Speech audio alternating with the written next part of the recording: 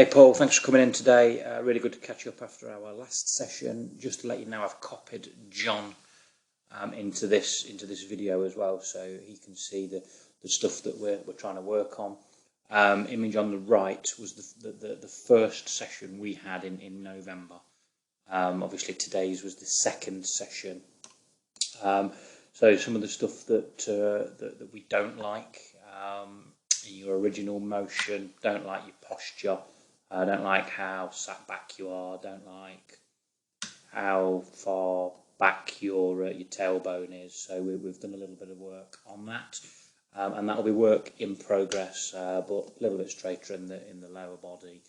And we're going to bring your tailbone in a little bit.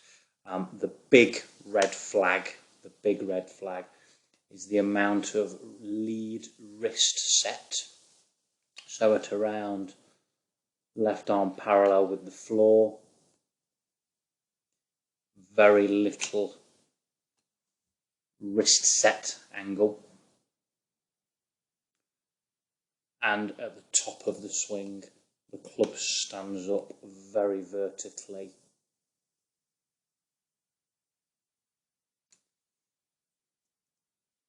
With a poor left wrist condition here. But for me, this is a big red flag for a player of your ability. That's a big red flag. And in transition, downwards or forwards, for a player of your quality, that is extremely vertical. So big red flags there. Obviously, you're a good player, so you kind of make it work and make it happen. Down in kind of late downswing, you kind of get the club back to the ball, but as you say, you're either on or you're off. So for me, the long-term vision is to really improve this transition and this downswing through a better sequenced backswing. So that's the kind of vision. Some drills and some stuff that we did in today's session. This is the kind of action that we're looking for. We're looking for much more flow to the wrists and the club. You can see where the club is there. We're also starting to discuss a slightly different lead wrist condition, a slightly stronger condition with your lead wrist.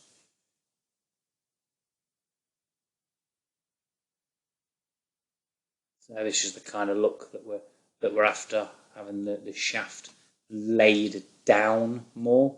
We call it laid down, and you can see the difference in the wrist condition there and where the shaft is.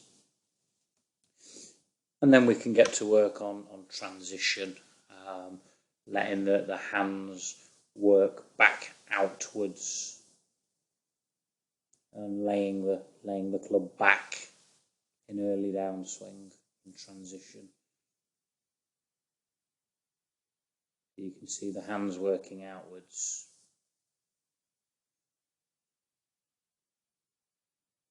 Completely different wrist conditions.